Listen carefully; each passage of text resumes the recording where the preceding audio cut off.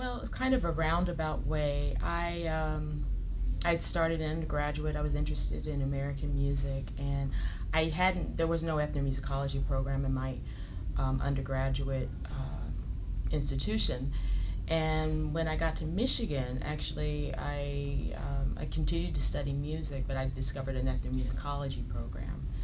And so while I didn't go per se in an ethnomusicology program, the type of approach and methodology and exploration was really in tune with my own research. You know, I ended up, as I was building my career, doing a lot of community-based research, very interested in context and social and cultural context. I'm also kind of a historian by trade, but really interested in the people's stories and really using that to explore music and its meaning in life. Well, at Michigan, I discovered a museum practice program, which was really the route that I decided to take, because I was very interested in working with the public and using my research skills and everything to craft narratives and things that I was really in tune with making knowledge accessible to everybody. So from there, I had a museum degree, and I started working in museums and doing the kind of field work and really using music in that environment, collecting objects, working with donors, doing research. And then I, excuse me, later ended up getting a degree in performance studies, which was another lens into really to do my work and frame it. In Brooklyn, when I was at the Brooklyn Historical Society, I did a project on the West Indian Carnival, a documentation project, an oral history project, and looking at the neighborhoods in Crown Heights, Brooklyn, and really getting a feel for the communities in the diverse Caribbean, not looking at it just one lens, one view. I've done a lot of, it's kind of a roundabout way, and I used my skills marrying music and history. So I worked with the Chinese community in Brooklyn. I've also worked in a community, we were looking at AIDS in Brooklyn and working with those communities and telling different stories. I think my biggest project is I'm at the National Museum of African American History and Culture now at the Smithsonian, and that was a big exploration to build a collection and do research and build an exhibition on African American music. And that's taken me far and wide, the particular part of my work that I really like going out. And I call it, this is a different kind of field, in working with donors, finding new stories, new narratives, collecting new objects, and interpreting music from a different lens there. You know, the highlights, I'm sure they're the final projects of doing an exhibition, but the best highlights I have are working in the community and empowering people to tell their own stories and making sure that they're represented in larger narratives. That really jazzes me up, so to speak. But it's empowering because I see some kind of impact in the work that I'm doing. And that's the most gratifying. I worked at the Motown Museum, and then for a period I was really doing a lot of community-based exhibitions and research projects, particularly with the African American community, but other communities as well. As I mentioned, Chinese, the AIDS Brooklyn, did a real big project. Actually, I was really proud of that project on Crown Heights, Brooklyn. In 1992, there was a big riot.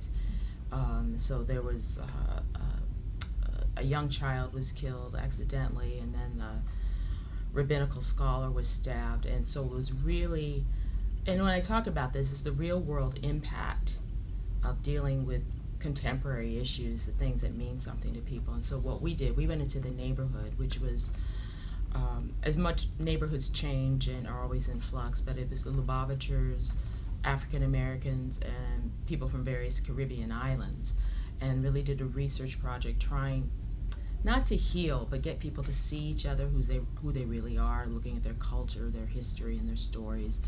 And that really,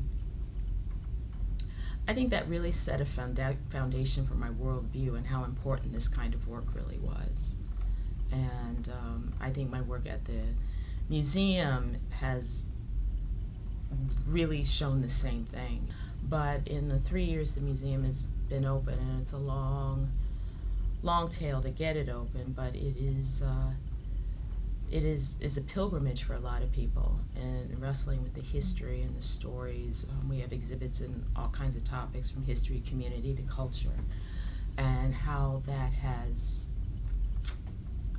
seems simplistic, but open eyes and get people to think and recognize and see themselves and feel. It's an interesting story. We're having George Clinton. One of the signature objects in the museum is the mothership. And when we collected it, I think it was about 2012, but the overwhelming support and interest in having an object like that at the Smithsonian meant so much to people, particularly in Washington, D.C., which George Clinton had dubbed Chocolate City, but that whole identity and, for lack of a better word, legitimization that the Smithsonian would look at these histories and these stories and view them as important.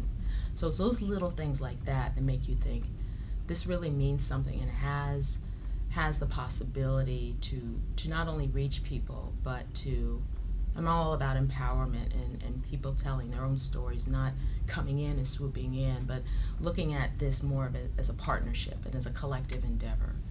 So those are the types of things that really mean a lot to me. I like having a network. I like the openness that the society has had. I like its commitment, unlike some societies, of the interest in field work and being out in communities. I think that's very important. And I get a lot out of hearing other people's work, looking at the different methodologies, thinking of the issues, and having concern for the work. I think why I got into this work and moving, getting out of classical and moving to American music, is that there is a commitment to a social and cultural impact, political, historic, whatever you name it, and I really value that. I think primarily because of the real world impact, the possibilities. I think working in the field, working with communities, capturing stories, and as a museum person, we always talk in form of storytelling and really the approach, the lens that an ethnomusicologist sees life and works with people and sees music as operating in a system, as a culture itself. I think it has a lot to tell us about each other, about ourselves, about how we operate in the world, and it's a lens that I take not only into my own music work in the museum, but it's a lens I take as a person in the institution. And I think that's really powerful. And being able to have some impact on the way people think about things from an ethnomusicological perspective, I think I see that as the greater good and really shaping, society in a new way.